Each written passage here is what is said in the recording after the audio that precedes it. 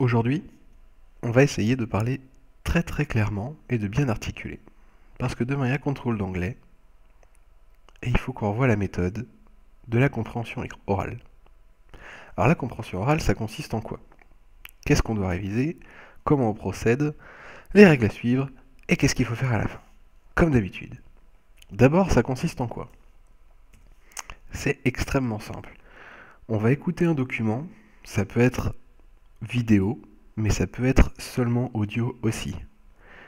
Ce qui est important à savoir, c'est que l'audio simple, c'est toujours un petit peu plus difficile parce que la vidéo, ça nous donne beaucoup d'indices. On peut avoir des indices en voyant ce que les personnes font, en voyant le contexte, etc. Ça peut nous aider beaucoup. Et de plus en plus, il y a des compréhensions orales avec des vidéos, mais de temps en temps, il faut savoir faire, comme le jour du bac d'ailleurs, seulement pour l'instant avec l'audio. En tout, a priori, on va l'écouter 3 fois. Une fois en entier, sans discontinuer, sans arrêt, sans pause, et 2 fois de façon fragmentée. C'est pour ça que ça sert à rien de demander au prof est-ce qu'il s'arrête une fois de plus, à un autre endroit, juste après tel mot, ou qu'on l'écoute en entier une fois de plus. C'est déjà prévu. D'accord? Si le document était très long, peut-être que votre prof a prévu quelque chose de plus chargé, de plus différent, de plus quantitatif en termes d'écoute, mais il l'a prévu à l'avance. Donc ça sert à rien de râler ou de demander. Le plus important, ça va être pour la compréhension orale d'être extrêmement concentré. Parce qu'il va falloir soit répondre à des questions sur ce qu'on écoute ou ce qu'on visionne, soit résumer l'intégralité de ce qu'on a compris ou de ce qu'on pense avoir compris. Qu'est-ce qu'il va falloir réviser? Évidemment le cours. La compréhension orale, si elle est en évaluation, elle tombe pas de nulle part. Donc plus le cours il est maîtrisé, plus ça va être facile de comprendre de quoi ça parle.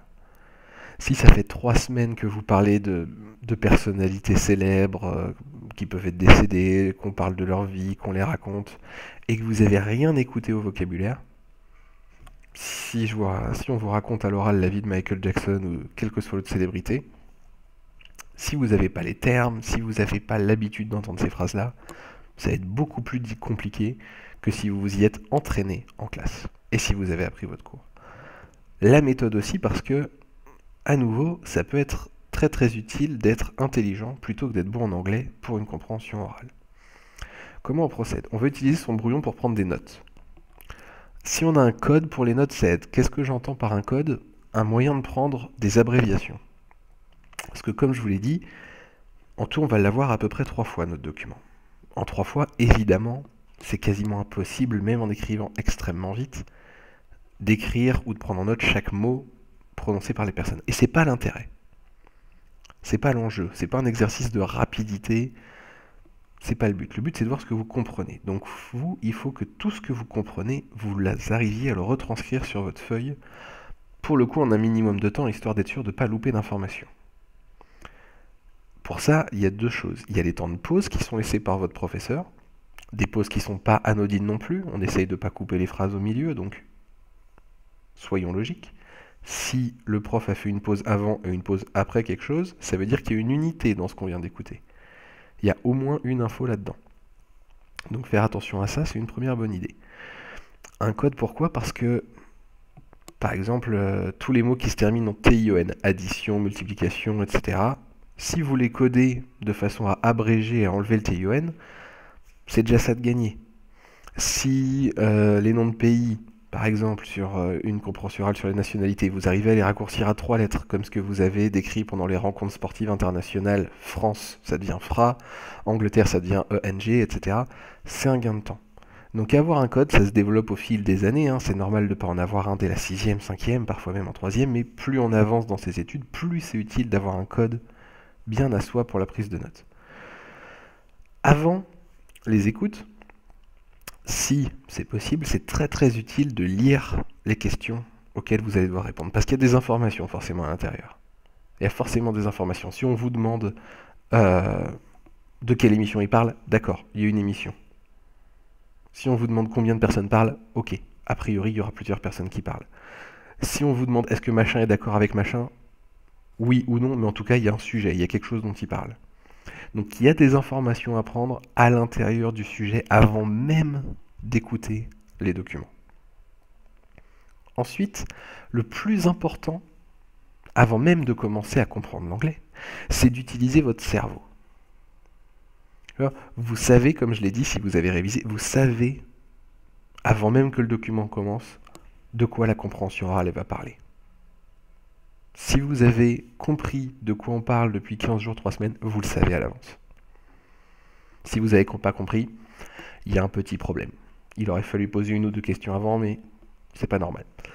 Utilisez votre cerveau pourquoi? Imaginons que dans une phrase sur une compréhension orale au restaurant, vous ayez compris que la personne voulait par exemple acheter un hamburger, un coca, et il vous manque le troisième élément.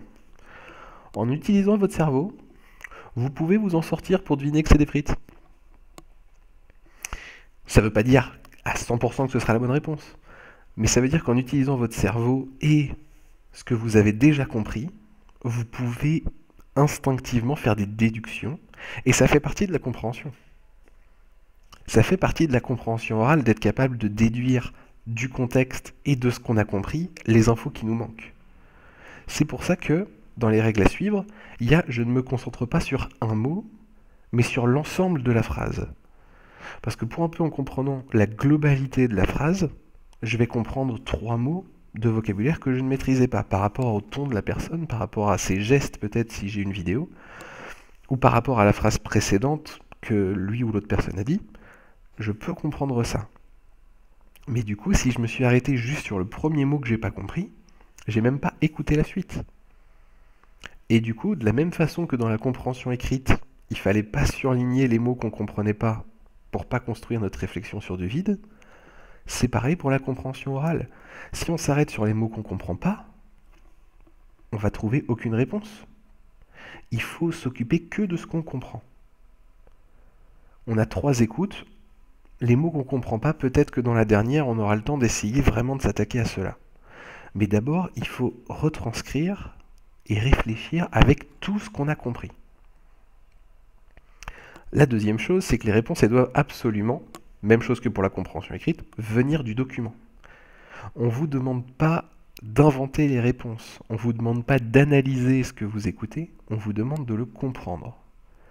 Donc les mots que vous comprenez, si je vous demandais par exemple, toujours par rapport au restaurant, quelle est la commande du client, si vous savez que, je sais pas, sa boisson, son entrée et son dessert, ça correspond à tel menu, c'est pas ce que je vous demande. Je vous demande de me dire ce qu'il a commandé. Il a dit ça, vous retranscrivez ça. Faut pas analyser, faut pas interpréter, il faut retranscrire, montrer qu'on a compris ça. Pour la compréhension orale, c'est plus évident que pour la compréhension écrite, mais on n'utilise surtout pas un mot qu'on n'a pas compris. Surtout pas. Il faut faire la différence entre un mot incompris, au sens pour moi c'est du charabia, j'ai aucune idée de c'est, et un mot que j'ai pas compris, mais par rapport au contexte, je pense que c'est ça. Ça, évidemment, au contraire, faut y aller, il faut prendre le risque. C'est toujours mieux de tenter une réponse instinctive, construite avec le contexte, qu'on pense pouvoir être ça, que rien. Mais d'un autre côté, mettre une réponse dont on sait absolument que c'est pas ça, ça sert à rien. C'est à vous de calculer vos risques. À la fin, vérifiez qu'on n'a rien oublié de retranscrire de ces notes vers le propre, que ce soit pour des questions ou que ce soit pour un résumé complet. Faut rien laisser de côté.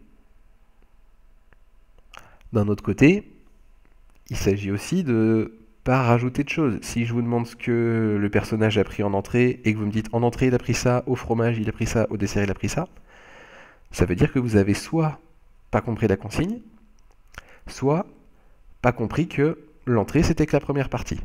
Pour vous, entrée, plat et dessert, c'était l'entrée. Du coup, dans tous les cas, il y a quelque chose que vous n'avez pas compris et ça pose un problème.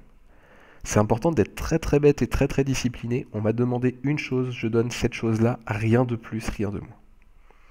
Enfin, je vérifie que j'ai bien respecté les consignes, ça revient exactement à ce que je viens de dire.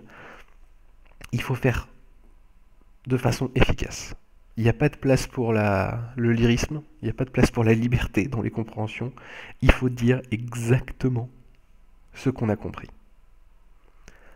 Si avec ça, c'est très très bien respecté, avant même d'avoir appris votre cours, la compréhension orale, ça peut très bien se passer. Ce qui est important à savoir malgré tout pour la compréhension orale, et on en terminera là-dessus, c'est que c'est peut-être l'exercice le plus difficile en anglais. Parce que malgré le fait que vos profs font en sorte de parler anglais un maximum, malgré le fait qu'on fasse en sorte d'écouter et de s'entraîner avec des documents, ça reste l'exercice que dans la vie de tous les jours, vous allez faire sans doute pour beaucoup d'entre vous le moins. C'est pour ça que ça peut être important de s'entraîner pour progresser à ça hors de la classe. Et c'est également, c'est la bonne nouvelle, très facile de s'entraîner. Puisque vous disposez maintenant de quelque chose qui à mon époque, qui est pourtant pas si vieille, on n'avait pas, qui est YouTube.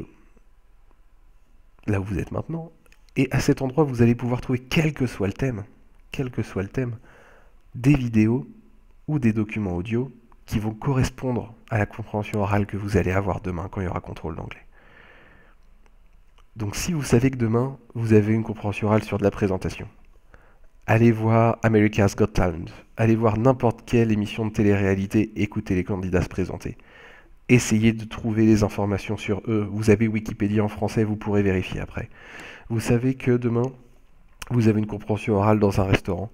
Trouvez des scènes de films, trouvez des extraits de séries qui se passent au restaurant. Vous en connaissez peut-être, mais YouTube, il y en a des tas à l'intérieur. C'est la meilleure façon pour vous de réussir, c'est de vous entraîner de cette façon-là. Et si vous le faites normalement, au fur et à mesure, tout va bien se passer.